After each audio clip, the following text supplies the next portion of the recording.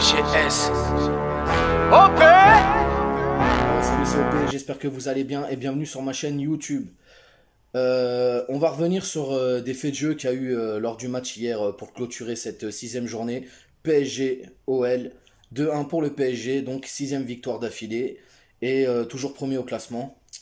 Des faits de jeu qui ont fait beaucoup parler hier soir dans certaines émissions et aujourd'hui dans la presse un peu partout, etc. Donc déjà on va revenir sur la sortie de Messi. Moi le premier j'ai été surpris. Je vous dis la vérité, j'ai été surpris. J'ai pas compris pourquoi Pochettino il sort Messi, surtout pour faire rentrer Hakimi derrière. J'aurais plus pensé à faire sortir Kerrer pour mettre Hakimi, pour mettre un peu plus d'impact sur le côté droit, plus de percussion, de vitesse. Mais bon, voilà. Après, Mauricio, il est bien meilleur entraîneur que moi et je pense qu'il sait ce qu'il fait. Donc, beaucoup d'incompréhension autour de cette sortie-là, de ce remplacement. On a vu aussi un Messi qui avait l'air de pas savoir ce qui se passe et de pas comprendre son changement et qui d'ailleurs qui n'a pas serré la main à Pochettino. Alors après on l'interprète comme on veut. Est-ce qu'il y avait vraiment réellement l'intention de serrer la main ou etc. par rapport au coach, aux joueurs. Bref, moi je sais pas, mais en tout cas de ce que j'ai vu, j'avais vu un Messi agacé. D'ailleurs, quand il va s'asseoir sur le banc, on voit Paredes qui le regarde avec des grands yeux et qui lui dit qu'est-ce qui se passe, tu vois. Alors, avec du recul, on a appris aujourd'hui que Messi apparemment avait des petits soucis au niveau de la cuisse, donc droite ou gauche, je sais pas, mais au niveau de la cuisse. Et Pochettino n'a pas voulu prendre de risques et a préféré le sortir. Sur un point de vue sportif, moi je pense qu'il a eu raison de le faire. Après, sur un point de vue moral, alors ça c'est à l'appréciation de chacun. Voilà. Moi, en tout cas, pour moi, mon joueur, Messi ou pas, a un problème à la cuisse, je le sors.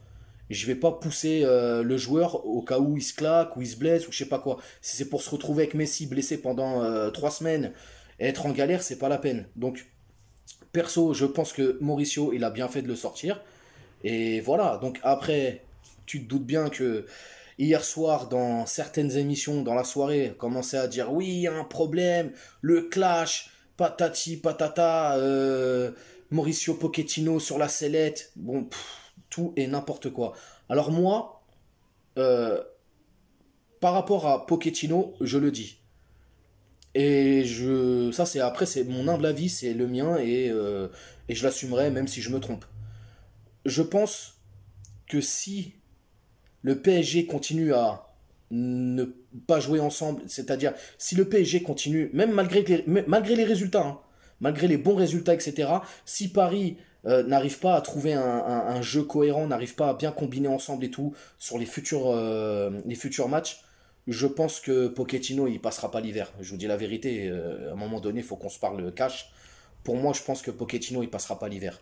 Parce que au-delà du fait que, ok, d'accord, Paris empoche les 3 points, Paris gagne ses matchs, etc. et tout, euh, on est tous d'accord pour dire que le jeu est inexistant, c'est nul.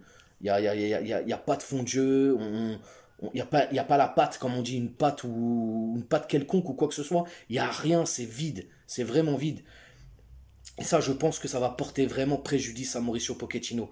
Alors on me dira, oui, mais il a pas les joueurs. Ben si, il les a, les joueurs. Il les a. Euh, Après, voilà, après, forcément, il y a aussi des joueurs où on n'a pas forcément envie de leur tomber dessus, mais il faut un petit peu. Par exemple, Verratti, c'est plus possible. Moi, les gars, je vous le dis, autour de moi, j'en parle avec mes amis, tout ça et tout, et on est à peu près tous d'accord. Verratti, joueur extraordinaire, quand il est là au top, mais la plupart du temps, il est jamais là. Faut ouvrir les yeux, les gars. Il est jamais là, Verratti. Verratti, il est tout le temps blessé, ou alors il se prend des cartons. Et à un moment donné, je pense que le PSG doit se poser les bonnes questions. Et d'ailleurs, j'espère que Franck Kessié, la rumeur, mais qui est plus vraiment une rumeur, on sait tous que Franck Kessié n'a pas renouvelé son contrat avec le Milan AC. On sait que Leonardo a de bonnes relations avec l'AC Milan. Donc pourquoi pas Franck Kessié cet hiver. Même si on sait qu'il sera libre que l'été, pourquoi pas le ramener cet hiver, sachant que son prix sera de moitié puisqu'il lui restera que 6 mois de contrat. Donc pourquoi pas Kessié, moi je serais plutôt d'accord, parce qu'il y a un moment donné, voilà, à un moment donné, ok, le coach a une part de responsabilité, mais je pense que le mal au PSG est plus profond que ça.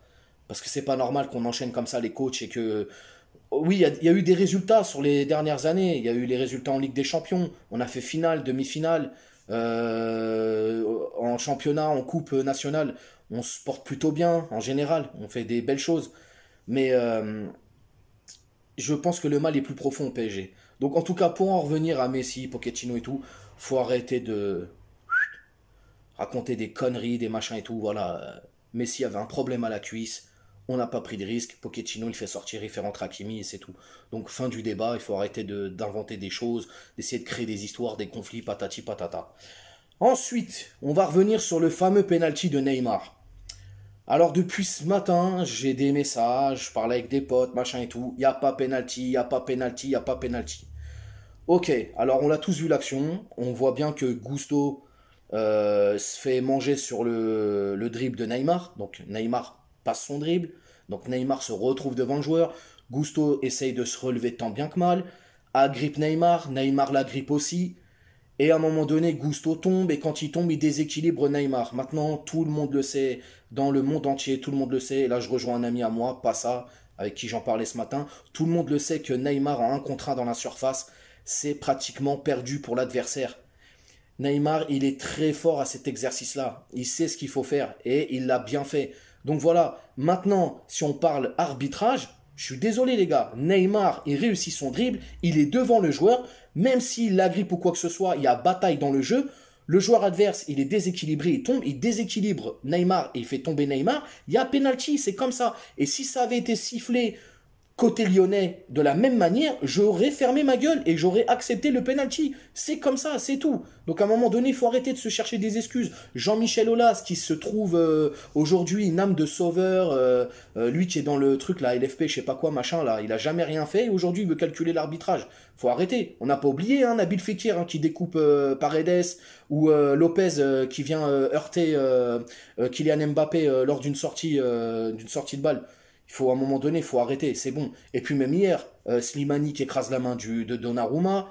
Ensuite, t'as Boateng qui arrive, puis en avant, il fait du kung-fu sur Donnarumma. C'est bon, on n'est pas parti pleurer, on n'est pas parti chialer. Donc au bout d'un moment, ça y est. Hein, Jean-Mimi, hein, Jean-Mimiche, tranquille. Tranquille. Donc voilà, moi, il y a penalty, je le dis, il y a penalty, penalty. Et si ça avait été côté lyonnais, j'aurais accepté la sentence. J'aurais dit, voilà, il y a penalty, il a bien joué, c'est tout. Neymar, on le sait, il est redoutable là-dedans. Il est vraiment redoutable. Quand il est dans la surface, c'est... Comment dire? Neymar, il a du vice. Et il l'a joué à fond, le coup. C'est tout, c'est comme ça. Même hier, je regardais dans les émissions de télé, ça parlait, oui, mais il y a faute d'abord de Neymar, patati. Maintenant, l'arbitre, il était là, il a vu l'action. Si pour l'arbitre, il n'y a pas y a pas faute au départ de l'action, il n'y a pas faute. Et s'il siffle le penalty, c'est qu'il y a penalty. Donc voilà, il faut arrêter de faire des polémiques à 2 balles pour rien.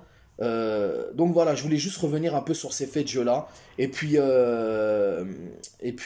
dire aussi que, voilà, après, par rapport au PSG, va vraiment falloir se réveiller, les gars. Mais vraiment, vraiment, parce que là, on gagne sur le fil. Mais il n'y a rien. Le jeu, c'est néant, c'est zéro. Franchement, ouais, je suis un peu dépité, mais bon. Après, voilà, c'est le début de saison, on dira, il faut attendre et tout, mais ça fait un petit moment quand même qu'on voit que le PSG n'a pas de jeu, en fait, n'a pas de fond de jeu.